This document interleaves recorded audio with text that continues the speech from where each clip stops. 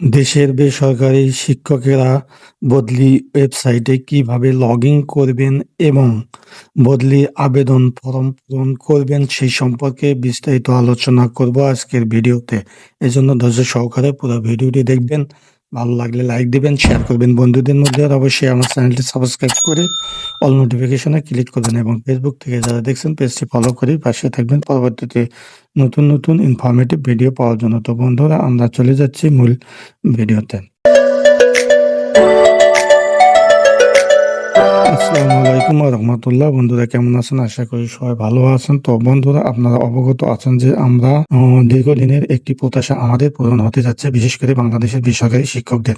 তো সেই প্রত্যাশাটা হচ্ছে আমাদের বদলি। তো আমাদের বদলি এখন থেকে চালু হবে।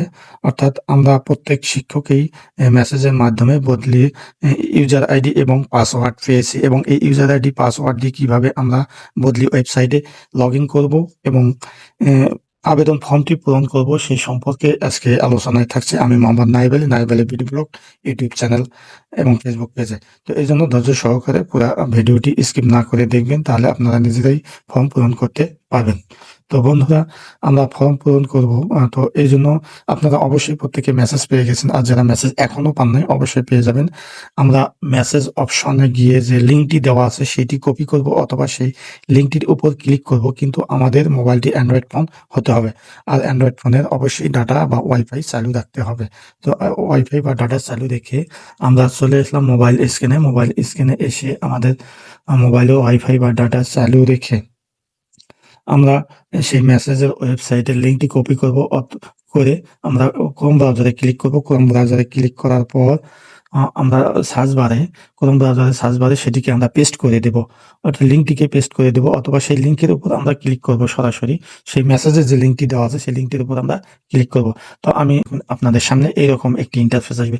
এখানে ইউজার নেম এবং পাসওয়ার্ড ঘর রয়েছে নিচের দিকে, অর্থাৎ সিস্টেমে প্রবেশ করুন। নিচের দিকে আসে উপরে কোনো প্রজাতন্ত্রী বাংলাদেশ সরকার শিক্ষা মন্ত্রণালয় দেয়া আছে।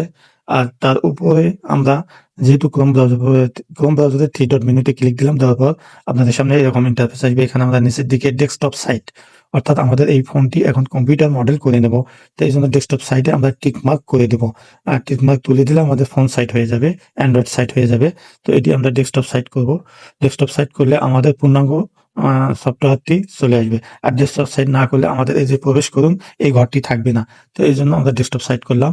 এখানে আমরা ইউজার আইডি এবং এখানে আমাদের যে সরবরাহকৃত পাসওয়ার্ড, অর্থাৎ আমাদের যে শিক্ষা মন্ত্রণালয় পাসওয়ার্ড দিয়েছে সেই পাসওয়ার্ডটি আমরা এখানে দেব। ইউজার আইডি আমরা লিখবো, উপরে লেখার পর এখানে প্রবেশ করুন, নিচে যে ব্লু বাটনটি আছে সেখানে ক্লিক দেবো। ইউজার আইডি দেওয়ার সঙ্গে আমার ফোনে সেভ করা আছে সেটি চলে এসেছে অটোমেটিক, এবং প্রবেশ করুন সেটিতে আমি ক্লিক দিলাম। তারপর আমরা চলে আসলাম সরাসরি সেই ওয়েবসাইটটিতে, যে ওয়েবসাইটটিতে আমরা দেখুন উপরে আমার নাম দেওয়া আছে মোহাম্মদ নাইব আলী। তো সেই ওয়েবসাইটে আমরা সরাসরি লগ ইন করলাম। এখানে আমরা দেখুন নোটিশ বোর্ড আছে, ডান পাশে নোটিশ বোর্ড, কোন নোটিশ বর্তমান আছে, কি নোটিশ আছে, আর এগুলো এখানে দেওয়া রয়েছে। নিম্ন মাধ্যমিকে কতটা পোস্ট এভাবে দেওয়া রয়েছে। আমরা প্রোফাইলটি যাচাই করতে যাবো, এই জন্য উপরে প্রোফাইল পিকচারে ক্লিক দেবো। তারপর আপনাদের সামনে এইরকম ইন্টারফেস আসবে। এখানে আমরা উপরে যে অপশনটি প্রোফাইল দেখুন, এই প্রোফাইল দেখুন অপশনটিতে আমরা ক্লিক দিলে আমাদের পূর্ণাঙ্গ প্রোফাইলটি, আমাদের যাবতীয় তথ্য আমরা এখানে পেয়ে যাব। আমি আমার তথ্যটি দেখালাম না, এটা গোপনীয়তায় রক্ষা করলাম। যাই হোক, আপনারা আপনাদের তথ্য দেখবেন। এবার থ্রি ডট মেনুতে ক্লিক দেবো, উপরে দেওয়ার পর নিচের দিকে আসবো।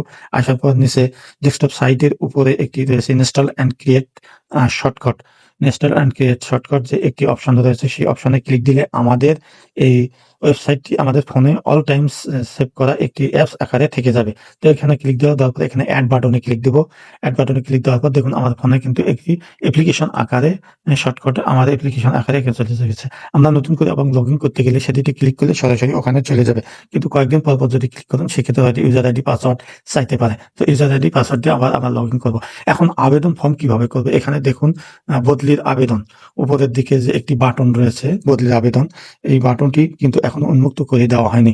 এই বাটনটি যখন উন্মুক্ত করে দেওয়া হবে তখন ওখানে আমরা বদলির আবেদন করতে পারবো। আর এই বদলির আবেদন সম্পর্কে পরবর্তী উন্মুক্ত করে যখন দিবে টেলিটক ওয়েবসাইটটি, তখন আমরা সেটি আবার নতুন করে আপনাদের দেখিয়ে দেব কিভাবে আবেদন করতে হয়। তো সেই প্রত্যাশায় আজ এ পর্যন্ত। সবাই ভালো থাকবেন, সুন্দর থাকবেন, সুস্থ থাকবেন। আল্লাহ হাফেজ।